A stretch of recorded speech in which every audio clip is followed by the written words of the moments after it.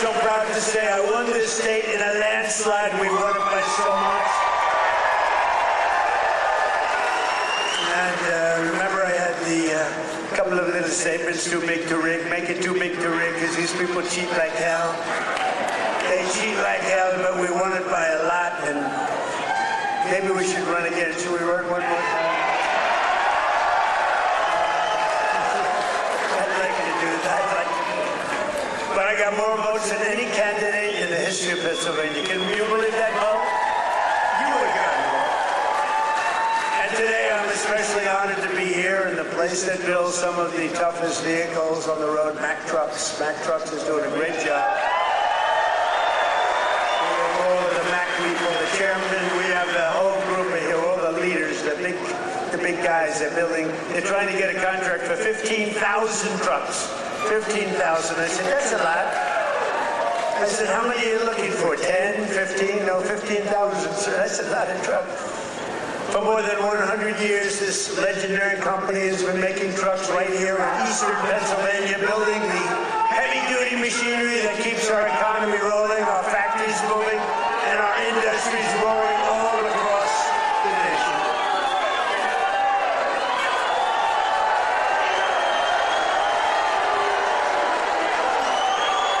And you are the men and women who put your pride and spirit into those beautiful words, stamped on every Mack truck that said, made in the USA. It's made in the USA. And I want to especially thank the president of Mack Trucks, Stephen Roy, who I just met, who's a great guy, a great patriot, very Republican too, which I like. He's a very strong Republican. Stephen, where are you, Stephen? Stephen. We got to get a certain very talented congressman reelected. You know that. We got to get him. Where are you? Where are you, Mr. Congressman? We got to get you back in. Thank you, and thank you, Stephen. But a very special thanks to every single worker at this fantastic factory. The job you're doing here is incredible. And I know you're applying for a big one, and we'll see how that goes. We'll have to call up some people and see if it's good. If your price is right. Is your price right, Stephen? I don't know. Maybe we'll get it down a little bit. We'll get it down. 15,000 trucks. That's a lot of trucks. But that's what this is all about. It's greatness. You built this country, and you are the ones who are making America great again. We're the hottest country in the world. For decades. For decades, the workers of this Commonwealth watched globalist politicians let other countries rip you off and close your factories, rob your jobs, take them away to foreign lands. And then I came along. We stopped it very quickly. Then we had a rigged election. But they were so stupid they kept everything going a little bit for us. And what we've done in the last year and a half, nobody's ever seen anything like it. They put America first, they put China first, they put illegal aliens first, and everybody else first, but we put you first by a lot. But at long last, you finally have a president who is putting workers first, putting Pennsylvania first, and putting America first. We're doing that, and we're doing that like nobody's ever seen before. And starting on my first day back in office, and this goes all the way back to 2016 too, but right from a year and a half ago, nobody's ever seen anything like this. We're the hottest country anywhere in the world by a lot. But I stood up to the trade cheaters and abusers and violators of the world like no president has ever stood up before. And now I'm standing up again because Iran cannot have a nuclear weapon, if that's okay. And we're doing quite well. I placed 50% tariffs on foreign copper, aluminum, and steel so they couldn't come in and steal your jobs.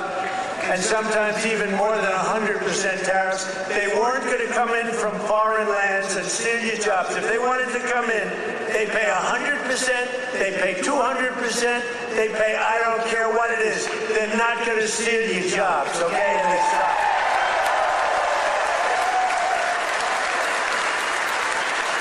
And right now we have more factories being built, and I mean car factories, AI factories, factories of every type that we've ever had history of our country by 3 times. That's because they didn't want to pay the tariff. How don't you pay a tariff? You build your factory here and you hire American workers. It's quite simple, actually. But as you know, I placed a 25% tariff on foreign automobiles, and very importantly, I posed a 25% tariff on medium and heavy-duty trucks so that Mack Truck could do very well with this factory in Pennsylvania. But all American roads will be filled with American trucks very shortly. Very few people are able to compete with us anymore. They used to rip us off. It was like we were a bunch of babies. American labor worked with us, too. I just met the head of your unions, and they've been terrific. They work with us, and they're fair. They treated us good. Maybe we can negotiate a little bit tougher. Where the hell are the union guys? Those guys are great. They're great. There they are. I want to just say hello. We gotta make sure you vote for our congressman here. I'm not doing this for my help. Right? Music. We even have music. Within a single year of taking office, I slashed trade deficit with China by the largest amount in the history of trade. And we, by the way, have the biggest trade deficit cut in the history of our country, 67%. Think of this. We had a trade deficit. We cut our trade deficit. If you're a president and you cut it by 1%, they say, oh, you're doing a great job. 2%, you're a genius. I cut it by 67%. That's why you have all of these factories being built. They'll soon be opening. They're already opening, but when those factories are opening, I don't know what you're going to do. You're going to negotiate very good salaries, that I can tell you, because they need you. In many ways, they need you more than you need them. American exports to the rest of the world are up by $150 billion. You hear that, Bo? It's not bad. You're going to wrestle a long way to make that. Bo is going to have to win a lot of tournaments to make that money. Think of it, $150 billion up. We never had that. We always have losses. We take in much more than we send out. Now we're up $150 billion, and that's nothing, because when all these factories are opening up, Mr. Senator, what a great senator you have. Did you fight hard? David, did you fight hard? He was with me, I think, every stop. I said, where the hell is David? He's right there, sir. And he's working hard, and he's a great guy, and he's working very hard for you. But a short time ago, we were a dead country. We were laughed at all over the world. We were a dead country. People were laughing. They were saying, what the hell happened to that country? The king of Saudi Arabia said it 2 years ago. I was over there. He said, you know, sir, 2 years ago you were a dead country, and now you're the hottest country anywhere in the world. It's true. And we're hotter now than we were then.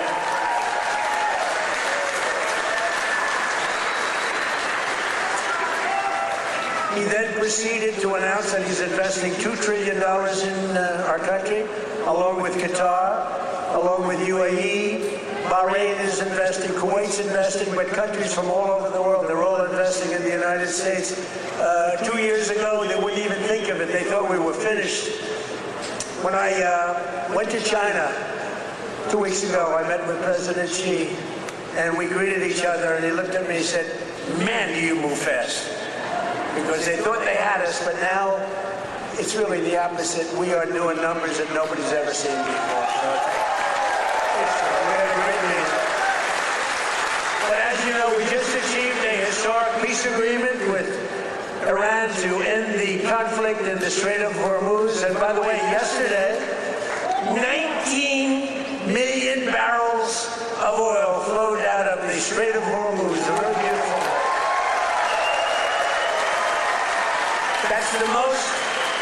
That's the most oil in the history of the Strait. It's never been any, you've never seen anything like that. It's called an oil gusher. And most importantly, we are ensuring one thing very importantly, because this is why I did it. I did it for this reason, 99% for this. Iran will never have a nuclear weapon. And they've agreed to that.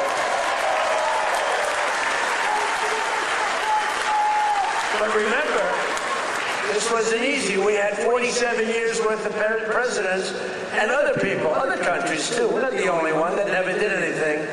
They were the bully of the Middle East. And now we're leaving Iran with no Navy, no Air Force, no anti-aircraft, no missile capability, no nuclear program. We're leaving them without any nuclear capacity, and they've agreed to that. And we're getting along quite well, although if you read the fake news, you never know. Think of it. The fake news, they have no army, they have no navy, they have no air force, they have no anti-aircraft. We can fly over Tehran just at will. Nobody going to do anything to us. And then I read the fake news that they're doing quite well. They're not doing quite well. These people right there, look at all of them. Whoa! Whoa! Whoa! That's a lot of press. That's almost as much press as Bo had at the White House last week when he knocked out his opponent in the first round. And he got more. Bo had more press.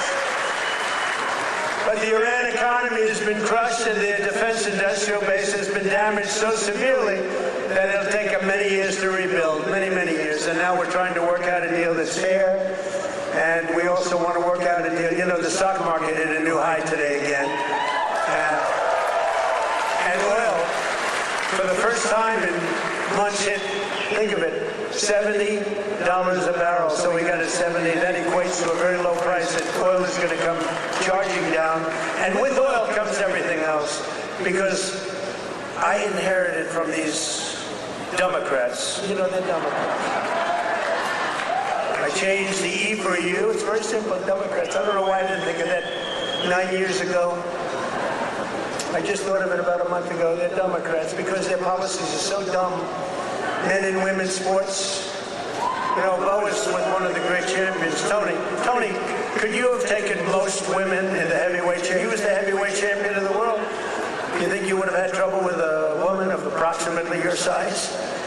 It'd be hard to find a woman of your size, but if we did, I think you would have been okay. What do you think, Bo? Could you have handled it? I think so. What about you, Bo? Could you handle a woman of approximately, or what, 182 or something? Think there's a 182-pounder that could give you a little tussle? I don't think so. I don't think so. He's such a nice guy. Say, no, not really. I don't think so. When she looked at those ears of Bo, when she looked at those ears, she'll say, I'll take a pass. She'll say, I'm not going to fight that guy. The average price of gasoline nationwide is down 60 cents a gallon just from a short while ago. And remember this. We had to make this detour. We had to go to Iran. You can't let them blow up the Middle East and then us, if that's possible. We would have gotten them before, but they would have blown up Israel. They would have blown up the entire Middle East. You can't let that. You want to see a bad economy? That's a bad economy. So, but remember that our oil in the middle of this conflict was less than it was for Sleepy Joe Biden. And we're putting out a fire. Biden, Clinton, Bush, all of them. Barack Hussein Obama. Have you heard of him? Have you heard of Barack Hussein Obama? None of them did anything. Obama gave them $1.7 billion in green cash. Remember, on a 747, they flew over piles of cash. $1.7 billion. Gave them hundreds of billions of dollars and thought they could bribe them into peace. No, the only thing they understand is what these guys in the front row understand is the hammer. Because if you look at what we did to their nuclear capacity with those beautiful B-2 bombers, that was truly a hammer. In fact, we named it a hammer, Operation Hammer. But our economy is ready to soar to levels the world has not seen before. I believe that, David. I think it's going to levels that nobody's ever seen before. All these factories are being built and they're going to be occupied. They're hiring people now. It's going to be something very beautiful. I don't know who's going to follow me, but remember that I was the one that did it, okay? Somebody's going to walk into office and they're going to have the most successful country in history, and they're going to be bragging what a great job they did. And we did it. In 4 long years of the crooked Joe Biden administration, they got less than $1 trillion of new investments. So think of it, Crooked Joe. What do you like better, Sleepy Joe or Crooked Joe? Ready? Sleepy Joe. Crooked Joe. I'm surprised. I like Sleepy Joe better, but they're both good. I use them both. But in less than 1 year, So they did much less than $1 trillion of investment from outside the world. Much less than $1 trillion. We just got the final. We had 11 months and 18, but we just got the final. $19.1 trillion in 12 months. Can you believe it? Investment from all over the globe. And since the election, the stock market has set 73 all-time records. In other words, yeah, sit down. We got plenty of time. It's an honor that you all stand. Oh, look who we have, the Wall. Stand up, Wall. Look at this guy. I'm going to get a suit just like that guy. I'll bet he's been to 200 rallies. Him and, where are my guys? Oh, look at my guys, front row Joes. I got these front row Joes. And where are the women from North Carolina? They're here. They travel all over the world. I don't know what the hell's with their husbands. These beautiful women from North Carolina. They travel all over. They went to 200 rallies. How many rallies have front row Joes gone to? Hundreds. Everyone. And then it was very sad. My last rally, I said, I may never see you again, right? And then we won the election in a landslide. And who the hell do I see? I see my front row Joes. So I'm happy about it. Thank you. What a group. We had some group with me all over the place. And when they didn't make the front row, it was very demeaning to them. They were not happy, right? But the front row, they became actually very famous, front row Joes. And the typical 401k, as you know, is up almost $30,000 in, it was 12 months, it was 13 months. It's up 44%. Think of that, up 44%. Because, you know, as goes the stock market, so goes a lot of your own wealth. And I tell about this police officer. I met a police officer first time, similar thing, but now the numbers are even more. I was in New York. I met a great police officer, New York finest. And he said, sir, I want to thank you. I said, for what? He said, my wife didn't think much of me very much. We were having marital difficulty, actually. She thought I was nothing. I'm a police officer. I'm a tough guy. I looked at him. The muscles were all over the place. He didn't suffer from that. But she thought maybe that muscle wasn't so good because he was always losing money in the stock market. And he said, sir, in the last year and a half, my 401k is up 74%, sir. And she thinks I'm Warren Buffett. She thinks I'm a super genius. I said, how are you getting along with her? He said, well, I'm not so sure I like her anymore, but that's like, I won't tell you that. I refuse to say that. He's getting along just fine. But a lot of people have come up to me, David, and they thank us 401ks, you know, the stock market. Who has a 401k here? Yeah, a lot of people. More Americans are working today than at any time in the history of our country, and we've created over 32 now. Think of this. 32,000 new jobs just starting in Pennsylvania alone. David, you have to get credit for that. And in the last few months alone, we've added 2,600 Pennsylvania manufacturing jobs, and that number is going to go much, much higher as the factories start to open. Because right here in Lehigh Valley, Eli Lilly has just announced, great company, by the way, drug company, a $3.5 billion investment in a brand new state-of-the-art manufacturing facility right down the road. That's going to create over 1,000 jobs, just that one. Nokia is investing $30 million to expand its semiconductor testing and packaging operations, thousands of jobs. And B. Braun has announced a $20 million expansion of its medical device manufacturing operation in Allentown. I love Allentown.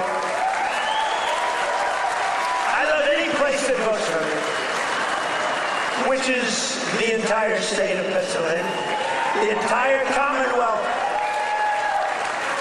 Never make the mistake of using the word state. Well, I'm not sure that people care, but the Commonwealth of Pennsylvania voted for us at levels that nobody's ever seen before, David, and you too. And we're proud of you because you had guts. This man had guts. He lost one time to a tough candidate. And he did it again to a tougher candidate. And I tell him, if he didn't win, his wife, who's a beautiful woman, would have left him. I'm telling you. Dina, she would have left him. So he had great courage doing it a second time. He was a very successful guy. He ran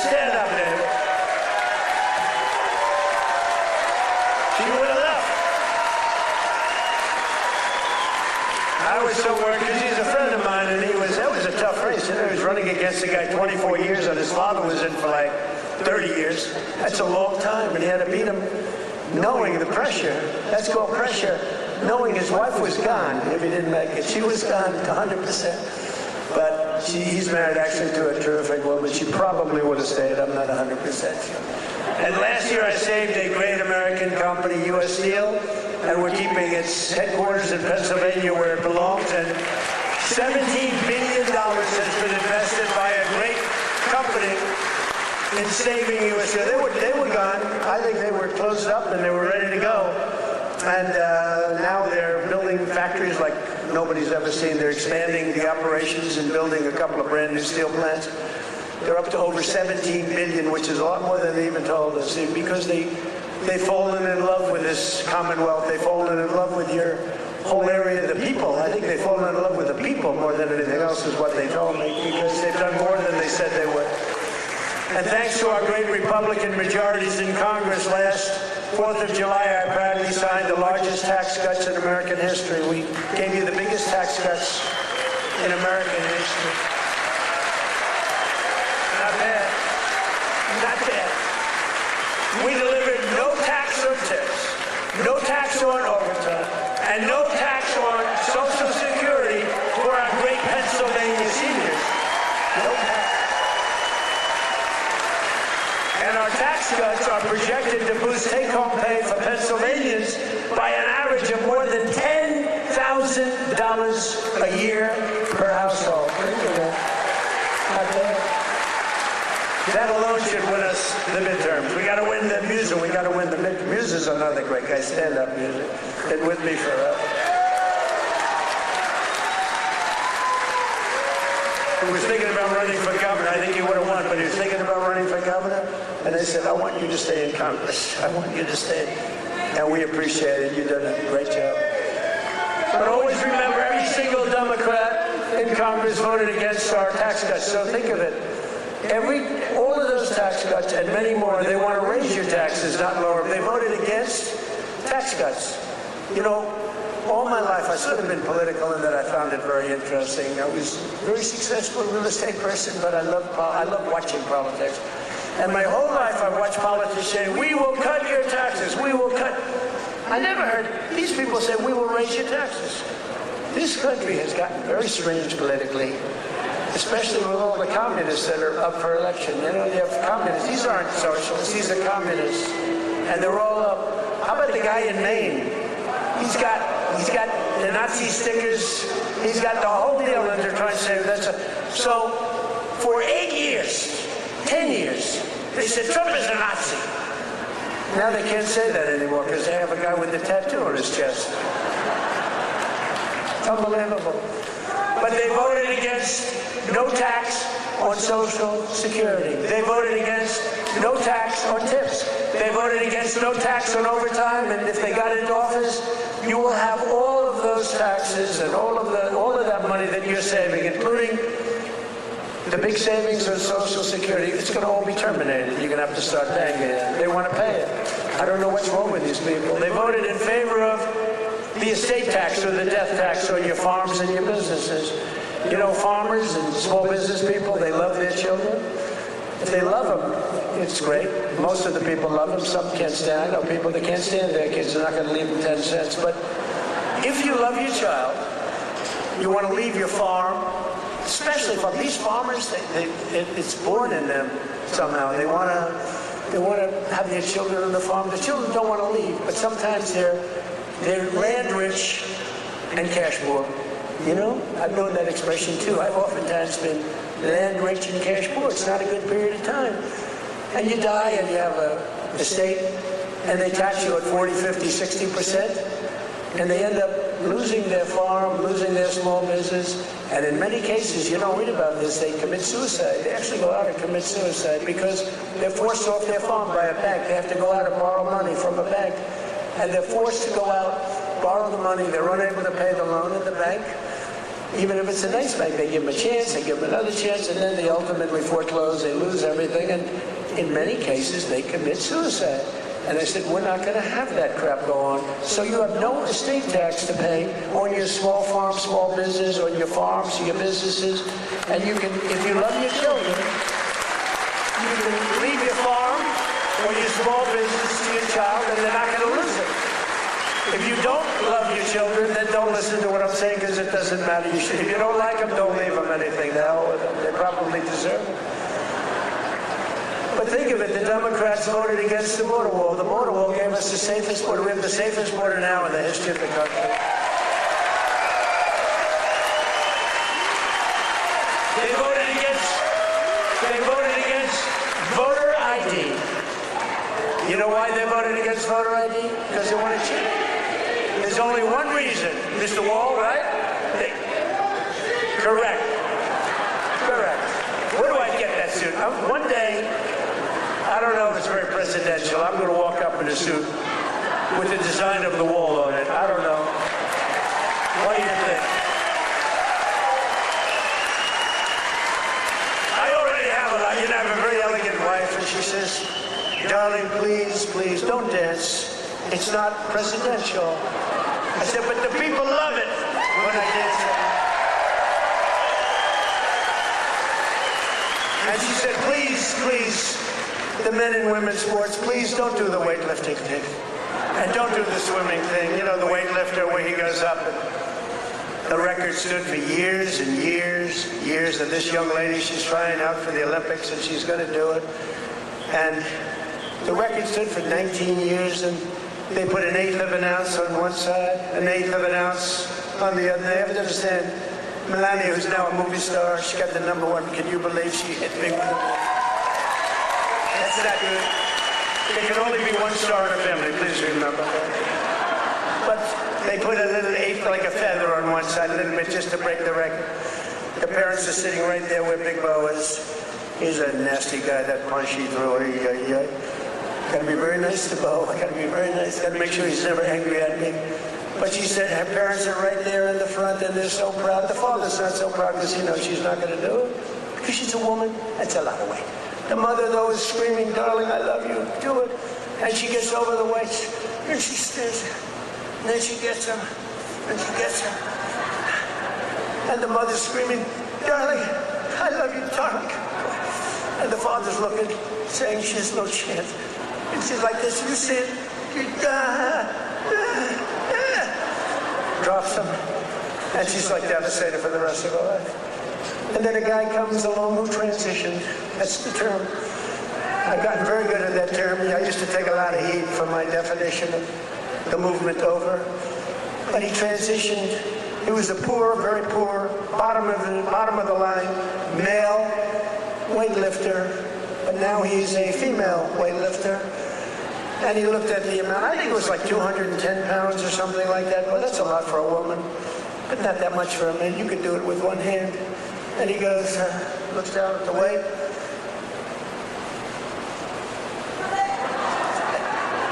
I think he did a few things for emphasis. And he won the medal. And everyone said, oh, isn't that wonderful? Are we crazy? Men should not be able to participate in women's.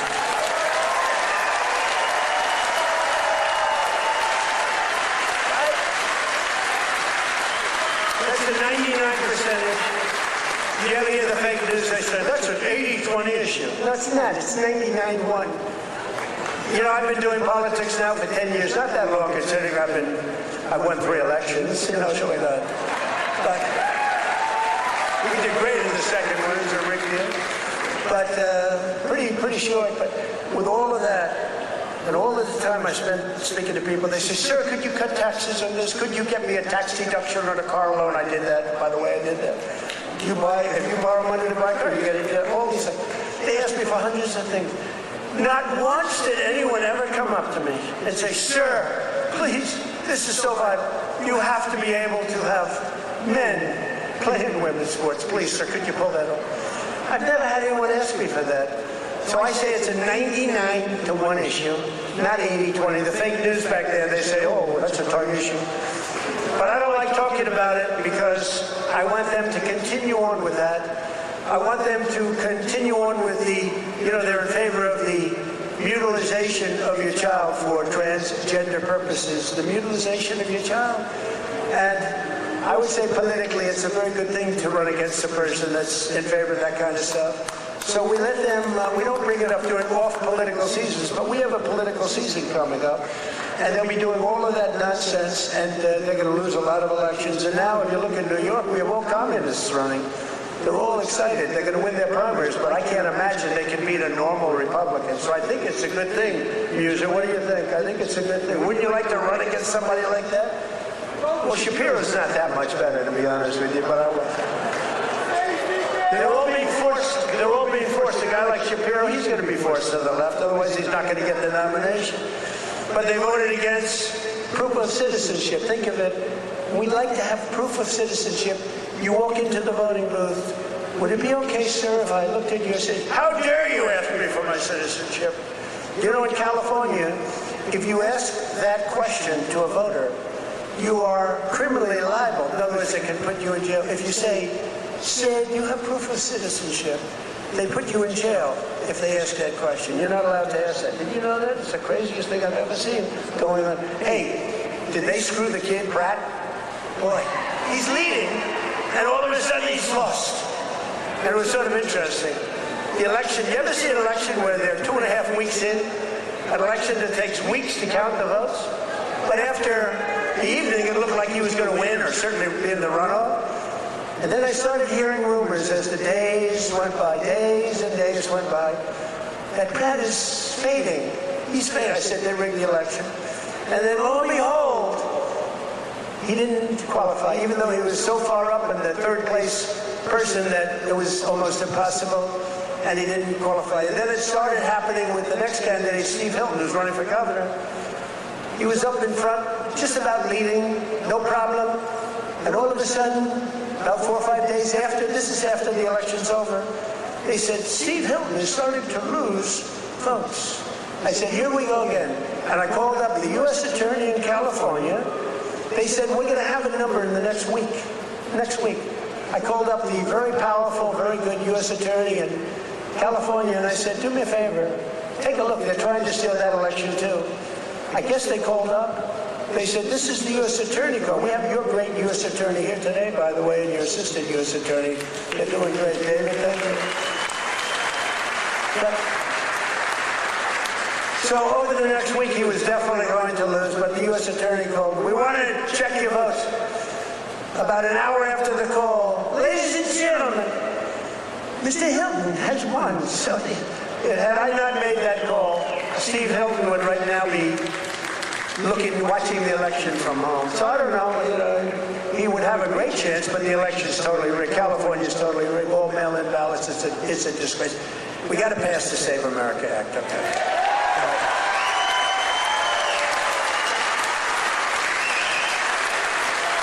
You got to pass Save America, you, me, and these guys. It's what love. A friend of mine is a very big real estate developer, but he's got a problem with speaking in front of crowds. He chokes, he chokes like a dog. He said, how do you do it? I say, it's easy, because there's so much love in the room. There's so much unbelievable love. It's easy. He's got this tremendous fear of speaking. He said, the guy's a major player. Most of you have heard of him. And he's a killer. He destroys people for a living. Financially, not physically, financially. Physically, he can barely walk. He's a basket kid. But he's up here, he's very smart. And he destroys people. Very rich. But he can't get up in front of a crowd and talk. I said, what's wrong with you? He said, I don't know, I have a fear of crowds. You believe it? All sorts of people. A lot of people want to do what I did. A lot of people, well, David did it. David was very successful, but he's a great speaker. But a lot of people, they say, well, Trump became president. From being a very successful businessman, he became president. I want to do it too. And that's when they find out that they might have the flaw of speaking, or even worse, is a terrible past. The past will come out to haunt you. It's not an easy thing to do, but I love it. I say it's real easy to do when you have people that love you. I guarantee, who here voted for Trump?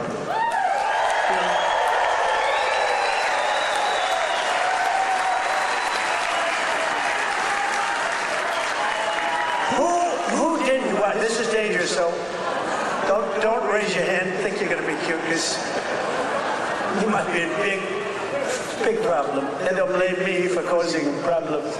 Who did not vote for Trump? Young man, he wants to be. He's a young man. He thinks he's being cute. As he gets pounded on. No, he just said, no, I did. I was the first. He said I'm the first elect. But the Democrats voted in favor of Iran having a nuclear weapon, and they voted against military spending, but I overrode that. Let me tell you, if the Democrats get in, your 15,000 trucks that Mr. Roy is looking to get are dead. They're not going to have 15,000, they're not going to have 15 trucks. They'll be back to the number I originally guessed, right? How many are you making, 15? 15,000 trucks will be down to nothing, zero. And they'll make you put electric on it, electric, so that when you're in the middle of a jungle someplace and you need a charge, where is my charging booth? As opposed to carrying a nice tank of diesel on your back, throwing it in and taking off, right? Where's my charging booth, they'll be saying. They created we created the strongest military in history, and you see that with Venezuela, one-day operation, like, right? Good army. And now we're making a lot of money with Venezuela, and Venezuela's doing great also. It's a happy country now. But it took us exactly 48 minutes to win that war. We're the greatest military in the world, 48 minutes.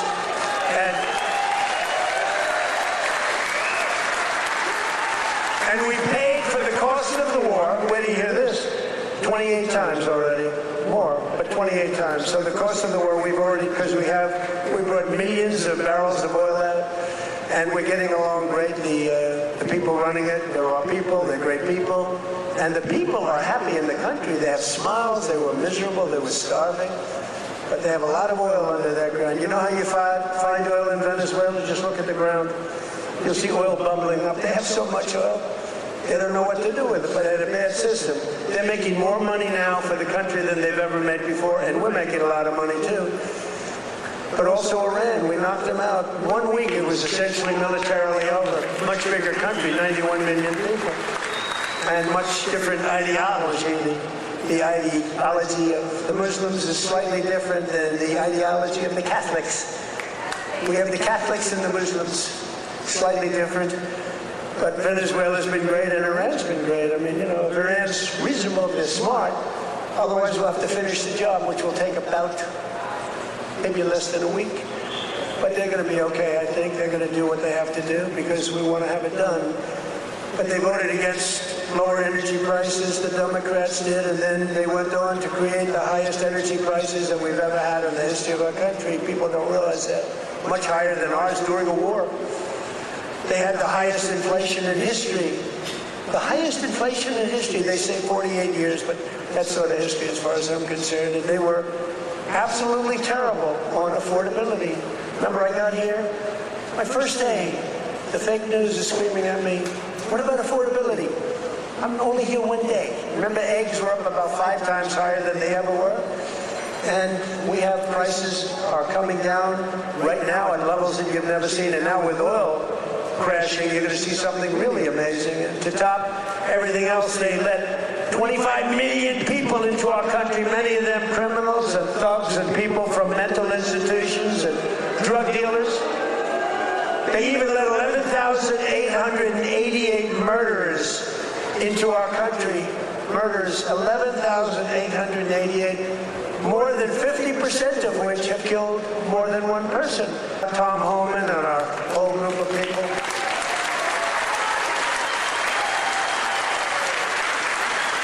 But the Democrats want open borders and they want them all to come back in. You can imagine that. The people of this Commonwealth will never let that happen again. What they allowed to happen to our country, we can never allow to happen again. As an example, the war with Russia and Ukraine would have never, ever started if I were president. We can never let elections get rigged again. But we're pleased to be joined today by one of those Pennsylvanians who's benefiting from the historic tax cut, Sergeant Sam Elias, with the Bethlehem Police Department. He's a great guy. You didn't know. Sam works the night patrol so that he can help his wife take care of their 6 beautiful children during the day. And I'm told their youngest is named Melania. Can you believe that? The name Melania. Where did you come up with that one? After our great First Lady. So Sam is taking home thousands of dollars extra because of no tax on overtime. And Sam, you want to come up and say a few words? Come on up. Come on up.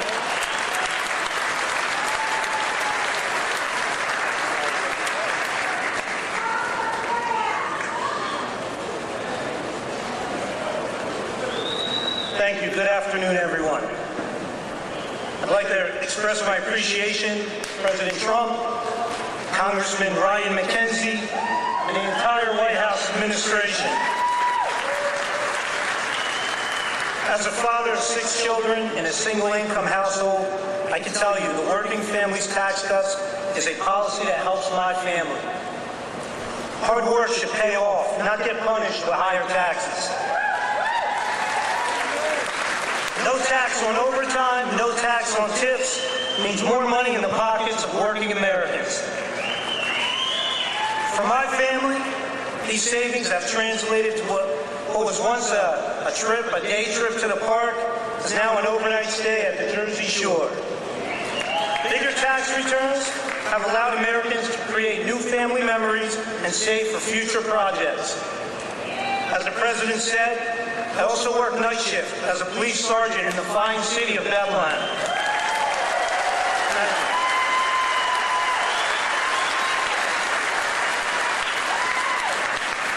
A shortage in police recruitment has left our department depleted of officers. Our officers get called out for overtime to cover these shortages. Some pay periods, officers are working over 40 hours of overtime. That's why I'm grateful for no tax on overtime. Thank you, Mr. President.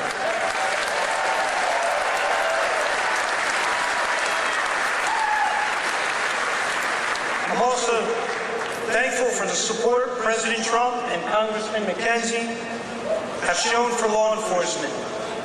You understand that communities thrive when we invest in public safety. Congressman McKenzie has stood strong with public safety and working families. And that's why he's been endorsed by the brothers and sisters of Bethlehem FOP Star Lot 20.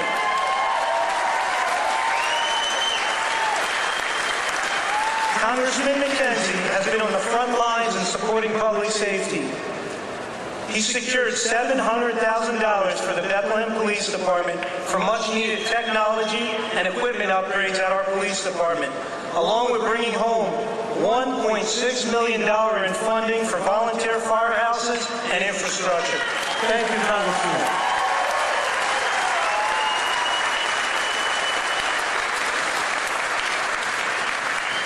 I'm a very grateful American, a son to Lebanese immigrants who came to the United States 50 years ago in pursuit of the American dream. My 80-year-old father is here with me today.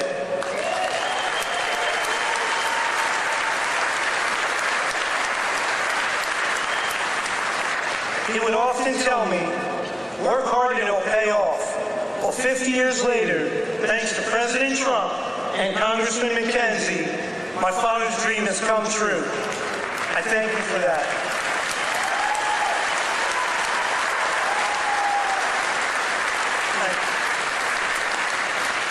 Additionally, thank you to President Trump and your entire administration. After more than 50 years, the Lebanese people finally have an American ally who advocates for a sovereign and independent Lebanon governed by the Lebanese people. Thank you for that. Mr. President, you have the support of almost 20 million Lebanese people worldwide.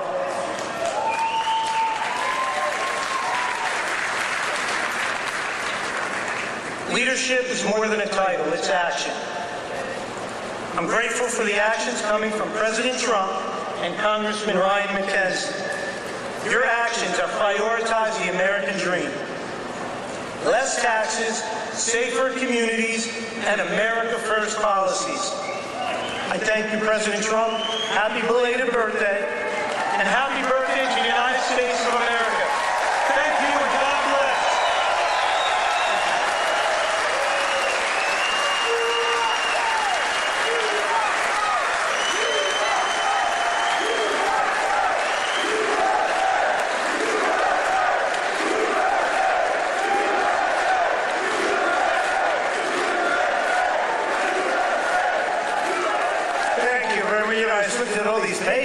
I said, oh, we're in trouble.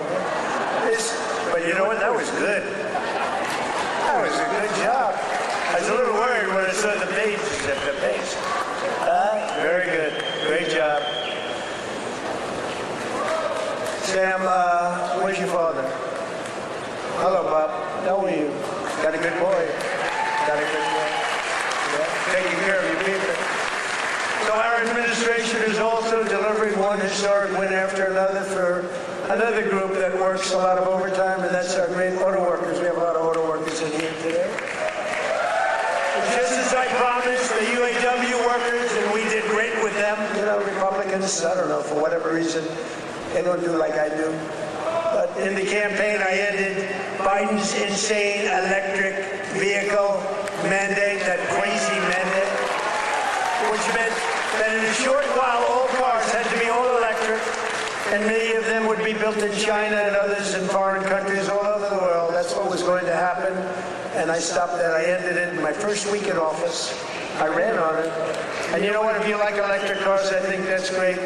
I wouldn't say Elon was thrilled with what I did, but he understood that. But if you like electric cars, I think it's great, but you have to have the right to buy a regular, I mean, we have more gasoline than any country anywhere in the world. If you want to have gas, if you want to have a hybrid, you can have whatever the hell you want, including electric. But I terminated Biden's disastrous fuel emission standards that would have crushed Mack Trucks. Mr. Roy, your company would be crushed if I didn't do that. You wouldn't be bidding on anything, neither would anybody else. It was the most insane environmental regulations ever conceived of by man. It was totally unreasonable and ridiculous. And you can sell trucks for much less money that are now much better trucks that work, that actually work. And we made interest on auto loans, fully tax deductible, but only if you buy a car that is made in the USA. Otherwise, we're not interested.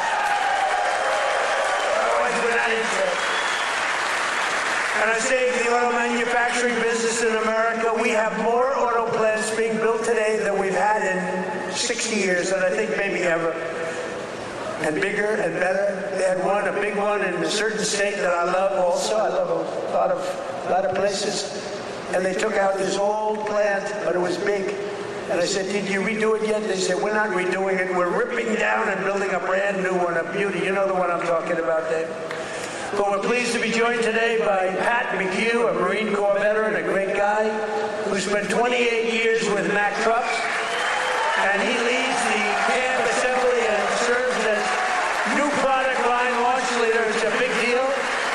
And Pat's grandfather worked here, his dad worked here, and now his son is working here and doing well.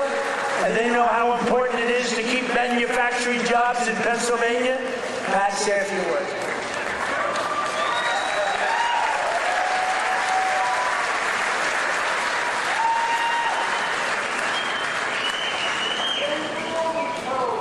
Wow. Good afternoon, Mr. President. It is a profound honor and privilege to have you here with us today to help celebrate the upcoming 250th birthday of our America.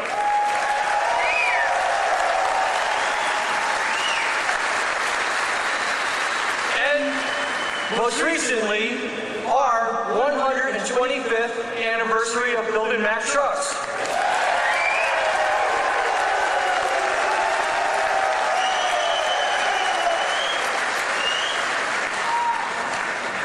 My name is Patrick McHugh Jr., and I am a proud Marine Corps veteran.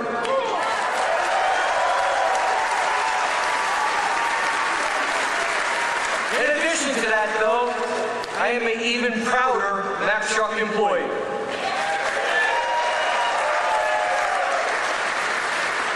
Standing here with me today is my father and my son, both Mack Truck workers.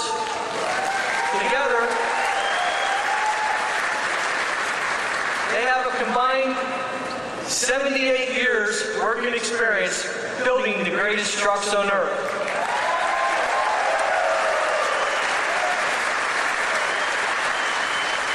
You can say Mack Trucks runs in our blood. At Mack Trucks, we work hard to build the trucks that help build America. And we are proud that those trucks are built in the United States of America.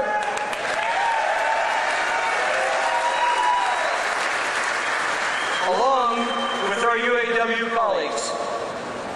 We're open for business, and we're producing the best quality trucks we ever have. On behalf of our entire team, we warmly welcome you to our plant, Mr. President, home of the finest trucks in America, built by the most skilled and dedicated workforce in the trucking industry.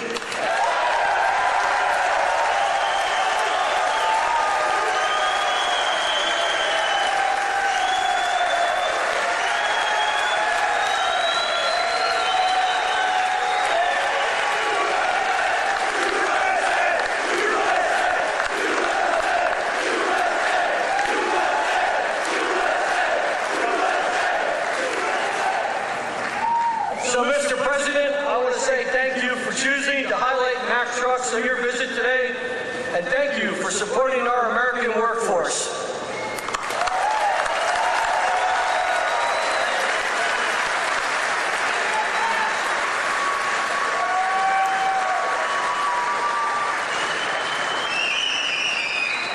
Well, thank you, Pat. That's a good family. That's a great family. They're proud of your company. I want to also thank two people, very special people, because I know them and I know what they do, and it's not easy, but they've done a great job. David Durgan and Timothy Herzog of the UAW committee. Where are you guys? Thank you.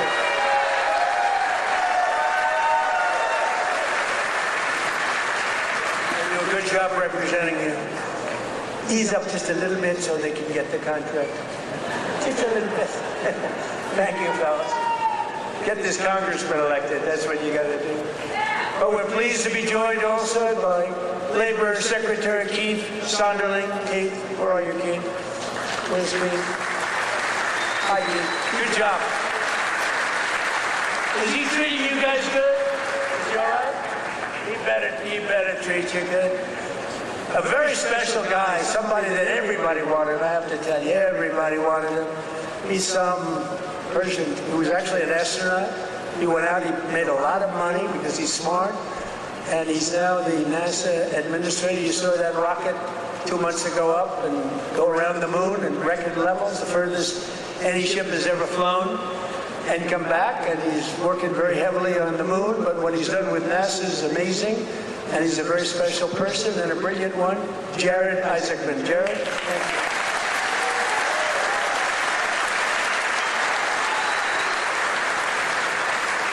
Great job.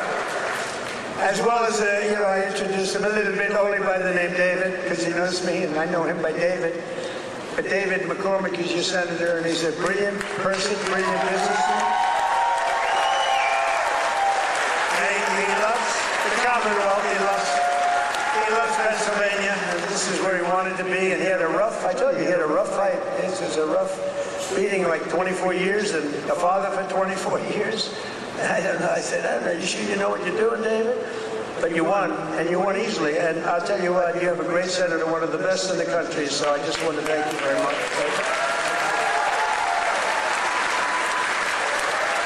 And 4 warriors for Pennsylvania in Congress. These are warriors. Lloyd Smucker is here. Lloyd, thank you. Thank you. John Joyce is here. John, thank you. Dan Muser is here. Thank you. And these guys are all in good shape, but we got to get Ryan McKenzie elected. We got to get Ryan. I'm not here for them, I'm here for him. We got to get Ryan elected. Run up here, Ryan, fast. Nobody wants to hear you. Come on, just run. Nobody wants to hear you, Ryan. Do what David did. He'd go up for 1 minute. Thank you very much, everybody. It's nice to be here sitting. And everybody thought he was the greatest speaker. Okay.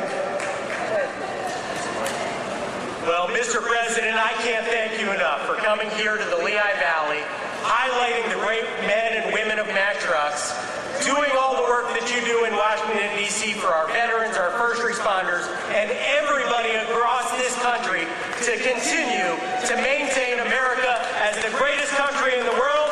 You are the president that is fighting for all Americans. Thank you for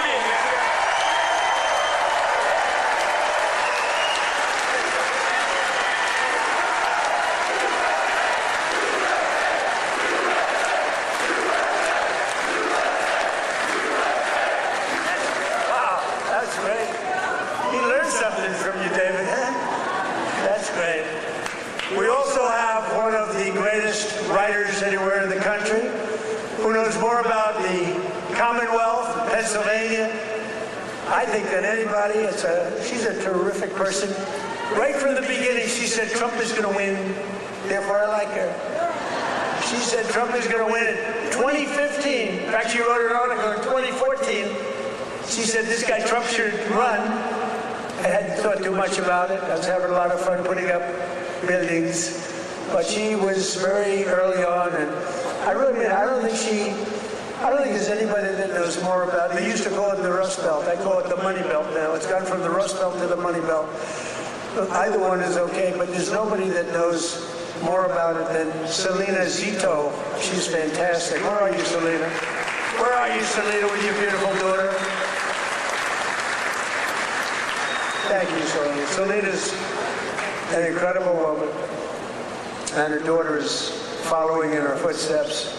She's just been so good. Very powerful writer, actually. Some of the biggest papers in the world. It's nice to have good stories on occasion, truthful stories. Thanks as well to the president of the NRA who's here with me, Bill Hockenberg. Bill, stand up.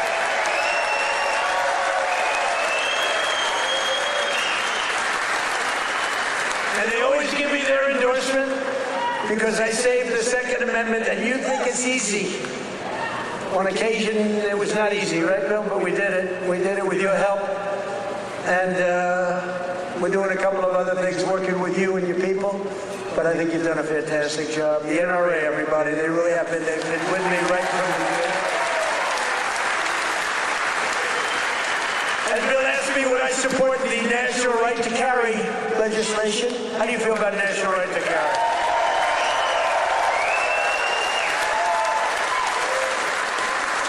That's my free poll. You know, that is just a free poll. I don't have to pay $300,000 to somebody that doesn't even do polling, you know. You give your phony numbers. See, those are real numbers. National right to carry. Yeah, we're working on it. And we have a very special guest who you just saw on the highest rated fight show ever in the history of television, the UFC Freedom 250. So this guy, well, I just have to set it up a little bit if I don't mind. Because I'm thinking, you know, I'm a similar size. I weigh more than he does, actually. So therefore, I have a tremendous physical advantage over him. His muscles are slightly harder and slightly younger. He's a lot younger. But I think I can do it because I'm a great athlete. He knows I'm a very good golfer. And I'm much better off on the golf course against him than I am with the wrestling, man. But he went virtually undefeated. I mean, he went 4 years. He was the top wrestler. His friend, Tony, who's another champion, I'll introduce you to, Tony. But these two guys were on the Penn State team, and Bo Nickel, but, I mean, you couldn't defeat the guy. And then, he had every battle. I guess he was a 3 or 4 time All-American. But then he turned pro and he went to the UFC. Did you find them tougher? What? Yes, a little different. You know, a little different. But he's won just about everything. But he had a big fight last week with a lot of pressure, with the White House in the background. And he's a guy that I like. I met him a while ago. I looked at the ears. I said, man, this guy's a fighter. You can tell a lot by the ears. And he told me, no, he doesn't mind the ears. He likes them. It's almost a symbol. For great fighters, it's a symbol. That's why I'm worried about you, Tony. You have pretty normal ears. But I got to know Bo a little bit, and I got to root for him. And I almost felt like his father up there. His father's great, but I felt like his father, so I was nervous for the fight. And he was fighting somebody that Dana White, the great Dana White, is a phenomenal guy. He said, Bo's got a tough one tonight. I said, why? Why do you do that to him? Because if you lose it this night, it was the biggest audience they've ever had, by far. The whole world watched it. The people at the White House, we had 5,000 seats around the cage we built. And we had 100,000, more than 100,000 people in the park right next door. We had the largest television audience they've ever had, by far. They said, why do you have to give him such a tough opponent? He was pretty tough. But then it happened. So Bo is known as a great wrestler, because he was the best wrestler by far in college. Nobody could beat him. And I figured Bo would be wrestling. But no, he wasn't wrestling. He was punching. I said, Bo, grab his legs and start wrestling. That's what you do. But he didn't do that. He didn't listen to me, and he got a shot off that was brutal. and in the first round, right, knocked him out. He was really knocked out. Great fighter. The guy was a great fighter. Is a great fighter. So I just want to thank, he's from Penn State. He loves Penn State. He is the NCAA wrestling champion. And just fantastic. And his friend, and you probably know, is also, I think you were roommates, right? That's a tough room. I wouldn't want to fight these two guys. Let's go pick on those two guys. I don't think so.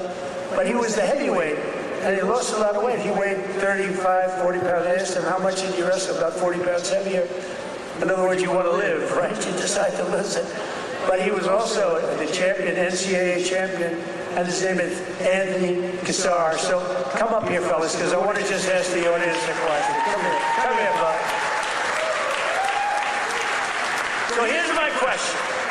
If I work out for the next couple of months, really work hard, lifting those weights and really, really work, could I beat Bo or Anthony in wrestling? You're very disloyal. You're very disloyal. Say it.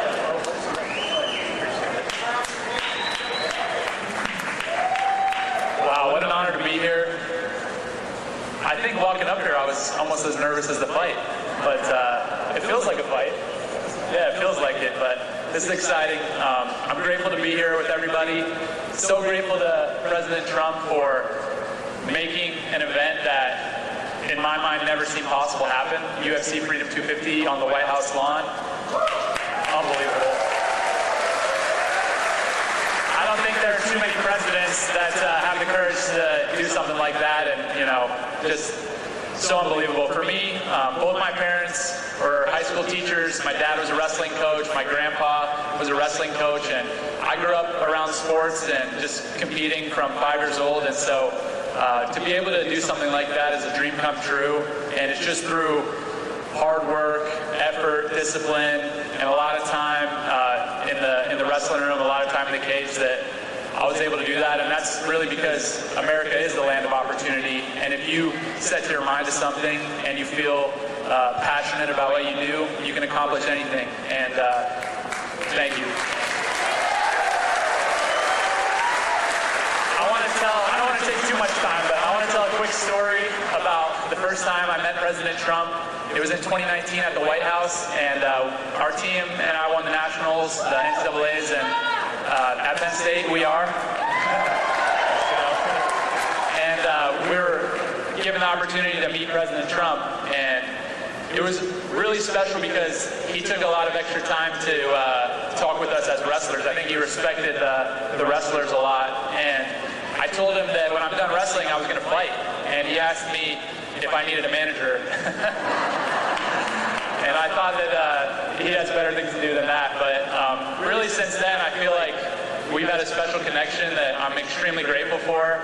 And fast forward 7 years, I'm fighting on the White House lawn, and I turn and look at my corner, and President Trump is right next to him.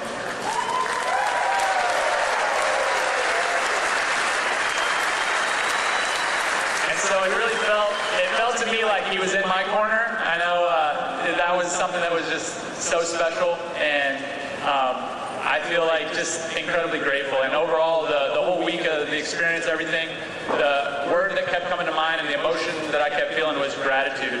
And I'm grateful for President Trump, grateful for all my friends and family and supporters, and I'm grateful to be an American, and it's the best country on earth, and God bless you all.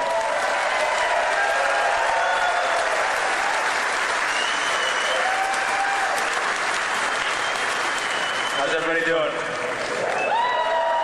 This is an awesome crowd. I'll keep this really short. It's just an honor to be here. Bo and I have been roommates since our freshman year at Penn State, and never could imagine this, but it's an honor to support Mr. President, this great nation, and the American workers that build the foundation of the United States of America. So as a small business owner, real estate investor, I just want to thank President Trump for the big, beautiful bill, all he's done for small business owners. And most importantly, I pray that God will continue to bless him and guide him to lead this great nation, and God bless all of us. Thank you.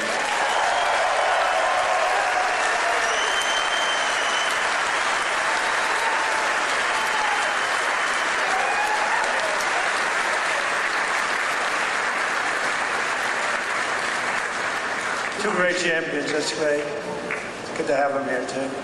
We have a lot of champions in the audience. These are two very special people. When you do that, I was saying to myself, you know, going into that ring and you got all these people, we had the richest and the biggest politicians, we had the biggest of everything. You couldn't get a ticket. The tickets were selling for some crazy numbers, I heard. We gave them away to everybody, but somehow some got out. And I was saying that's a tremendous amount of pressure. And you're fighting the toughest people on earth. I mean, these are the strongest, toughest men on earth. No women in the crowd, which is nice. But these are the toughest men on earth, and it's tremendous pressure. And you know, the muscles, you got the muscles, you guys, you got the big strong muscles, but you got this muscle too, because it takes much more than just the normal muscle to win those matches. I mean, the strategy and the genius that goes in. It is a genius. A lot of people wouldn't understand that. But there's a genius. There's a genius in sports. But there's a great amount of courage and power that you have that a lot of other people don't have. So congratulations. Really great job. Great job. Good job, you. In everything we do, we're once again fighting for the people of Pennsylvania, and that includes our amazing Pennsylvania oil and gas workers. And I ended last administration's war on Pennsylvania energy, and I signed an order to drill, baby, drill. That's what we did. And you helped. The United States is now the #1 producer of oil and gas on earth, larger than Russia and Saudi Arabia combined by a lot. Look at that. Who would have thought that? We were in 4th place. Now we're larger than, that doesn't include Venezuela. Include Venezuela once because it's essentially should be included. I also ended the war on clean, beautiful Pennsylvania coal. In fact, in my administration, you're not, because you know coal was dead. China uses it, other countries, very successful countries use it. The unsuccessful countries use wind, and those beautiful windmills that blow around and round and don't do anything except cost you money. Every time it goes around, you lose $10. You're supposed to make money with energy, not lose money. No, wind is every country that's using wind is a disaster. Every country that's using our beautiful substances from underground are doing very nicely, thank you. But in my administration, you're not allowed to say the word coal without preceding that word with the words clean, beautiful. So you say clean, beautiful coal. And I have Secretary of the Interior, Doug Burgum, who's fantastic, and Chris Wright, and they made a speech about coal, and they mentioned coal like 50 times in the speech. It's all about coal. And they kept saying, clean, beautiful coal, clean, beautiful coal. I said, no, it's enough. It's enough. But we're not allowed to use the word coal without saying, because what they can do with coal today is amazing. It is clean, it is beautiful, they can clean it, and it's a very powerful form of energy. And if you look at China, they're building 57 coal plants, so big monster plants all over their country, and then we're not supposed to do that? No, we're doing that. Clean, beautiful coal. We've invested over $1 billion to save dozens of coal mines. We've saved them. They were ready to close, and some had closed. And more than 100 coal power plants, including the Keystone and the Conemaugh generating stations, right here in Pennsylvania, as you know, are really moving now and employing a lot of people. They were all getting ready to close up. They were essentially closed. We're working hard to lower the cost for all consumers, and we want powerful energy. Under my administration, the most favored nation agreements on drug prices that we just did are delivering the largest prescription drug price cuts in history, with numbers like 400, 500, and even a 600% reduction from where it was. Think of that. That alone should win us the midterm. And the fake news back there refuses to talk about it because they know how good it is, because they can't produce it. They've been trying to do it for years. Favored nation. We paid the highest drug price in the world by far. As an example, for the fat drug, which Bo and Tony don't need to take, but a lot of people are taking. Who takes the fat drug?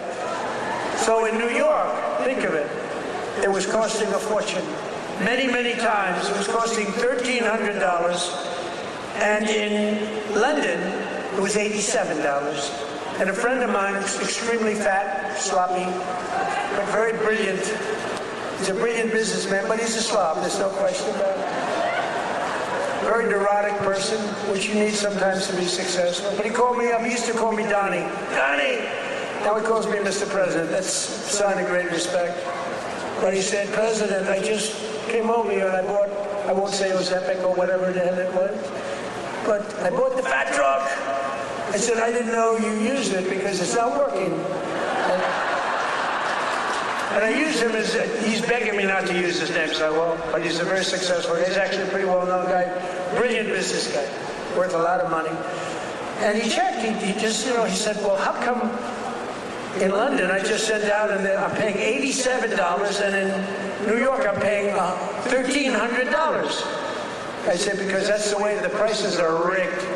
And it's rigged, the whole world is rigged against us. And I said, but you know what? You brought it out better than anybody could bring it out because I've been looking at it. They all said it was impossible to do. And I went to the drug companies. I said, well, it's not going to be any more. You're going to raise their price a little bit. You're going to lower ours a lot because the world is bigger than us. So it really worked that way. And they said, well, we'll do it. They were very unhappy, but they knew I wouldn't get it from the countries because you had to get it from the countries. Then I went to France. I said to a very nice man named Emmanuel Macron, I said, Emmanuel, you got to raise your prices on drugs. Of course I will not do that. Why would I do that? Because it's unfair. We're paying 10 times more than you. And you're going to have to raise them a little bit, and we're going to drop ours a lot. He said, no, I will not do that. I said, yes, you will. He said, I will not do that. I said, yes, you will. We're putting a 100% tariff on all wines and champagnes coming into the United States. He said, yes, I will do that. Okay. And I had the same conversation with Germany, with every country, with UK. Every single one of them within 5 minutes agreed to do it. Nobody could believe it. And they agreed to raise their price, and we have gotten the biggest price reductions in the history of drugs, medical. Nobody's ever seen anything like it. So instead of paying $1,300, you'll be paying about $175. Nobody's ever done that before. And this is on many, many trucks. A pill that sells for $10 in London and selling for $150 in Texas, any place, it's all the same in the United States. They basically discriminated. So now instead of $10, it goes to $20 because, again, the world is a big place. And we would bring ours down to 20, from like 150 down to 20. This is the kind of price reductions you're getting. Go to Trump.com, by the way. And I didn't name it. That was Bobby Kennedy that did it with Dr. Oz. Everyone thinks I named it. I did not name it, but that site is through the roof. And these are the biggest price reductions in the history of our country for anything having to do with drugs, prescription medicine. So that alone should win the midterms. And there's a real chance that they would end it because they're totally controlled by these foreign countries, the Democrats. So starting next week, weight loss drugs will be available for just $50. Think of that. For seniors who previously had to pay $1,200, $1,300, $1,400, couldn't pay it. Think of that. Now, they don't want to write, look, they turn the cameras off when I talk about it because they don't want good stuff for us, because they don't want us to win elections. And why, I don't know. Why they want to have people pouring into our country, why they want to have high taxes, why they want to have all of these problems that took place over the last 4 years in the last administration, one of the worst administrations in history. But the other ones wouldn't be much better because they have all of these crazy policies. They've gone communist. But just over 1 year ago, we inherited the worst border in history, but I quickly turned it into the most secure border in the history of our country by far. Almost nobody's able to get in. And in the past 13 months, and this is a chart kept by generally Democrat people, in the past 13 months, 0 illegal aliens have been admitted into the United States. 0.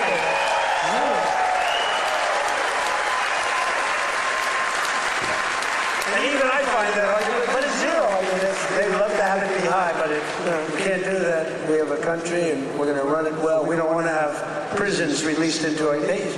Some of these countries were emptying their prisons into the United States of America through the southern border. prison population. Some of the countries had no prison population left. You know what that saves them? Some of them had no mental institutions. The mental institutions were taken.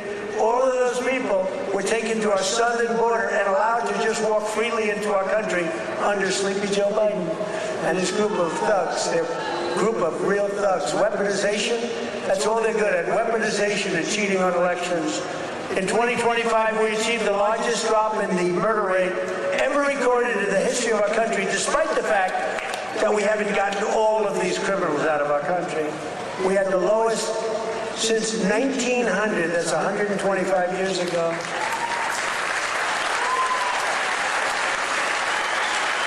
And we cut the flow of fentanyl across our border by 56%. That's a big number.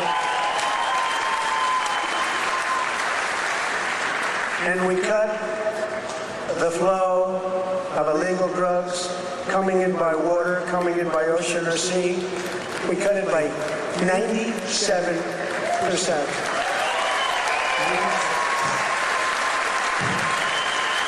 97%. It's very drastic, but people aren't traveling that way too much anymore.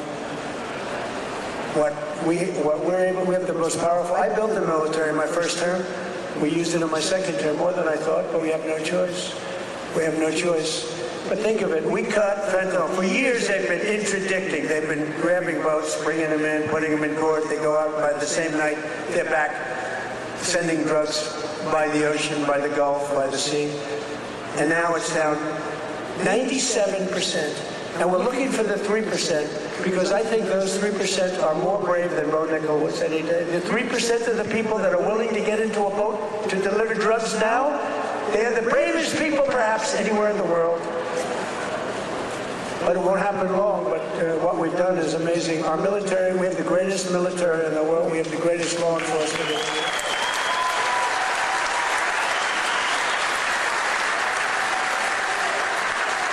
And we have the highest number of recruiting. So a year and a half ago, it was headlines. Nobody wanted to join the military, the Army, Navy, Marine. Nobody wanted to join any of them. Air Force, Space Force, I love Space Force, Coast Guard. Nobody wanted to join any of the military. They had tremendous recruitment problems. And even it carried over to the police. We have great police here. The police and the fire departments. Nobody wanted to do anything with the name America, anything with the uniform. And today, we have the highest recruitment, the most successful recruitment. Every single slot is filled. And that includes, they want to be policemen, and they want to be firemen and women. So we went from the least successful in our history, David, to the most successful in the history in terms of recruitment. It was very embarrassing. A year and a half ago, 2 years ago, and it all happened from November 5th. That's when we won the election. From November 5th on, everybody wants to be a soldier. Everybody wants to be in the Army, the Navy, the Marine. They want to fly the jets in the Air Force. The Coast Guard is hot. Everything's hot. And of course, Air Force. You know, I started Air Force. That was a part of the Air Force. The Space Force was part of the Air Force. I said, no, it's got to be separate. Got to do its own thing, and it's become. So we were in third place 4 or 5 years ago, and I put it in. We were losing to China and to Russia, and now we're totally ahead of both of them, like at numbers that they can't believe. Space Force could end up being one of your most important. To stop the massive theft of taxpayer dollars, including millions of illegals, we've launched the war on fraud led by our great Vice President, J.D. Vance. Great job. Smart guy. We ended Medicaid for illegal immigrants, and we redirected $50 billion to make the largest investment in rural health in the history of our country, hospitals and everything else in the rural areas. And with the help of our Republican majorities in Congress, we will defend our jobs, our factories, our safety, and we will defend our borders like never before. We will crush violent crime, impose harsh new penalties on dangerous repeat offenders that shouldn't be in our country, crack down on Marxist prosecutors and judges, and we will immediately end the most dangerous thing that's ever been put into our country from the standpoint of law enforcement is called no cash bail. You kill someone, you go to the judge, they let you out, then you kill somebody in the afternoon. It's crazy. That was the beginning of crime. We will pass the great health care plan to stop all payments to big insurance companies and give the money directly to the people so they can buy their own health care, which will be much better care at a much lower cost.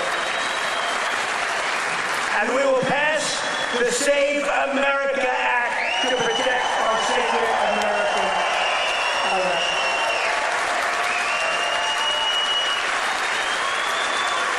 And in the Save America Act, it's very simple. All voters must show a photo, voter ID. Very nice. May we see a picture, please? All voters must provide proof of citizenship. And there will be no mail-in ballots except for illness, disability, military deployment, or travel.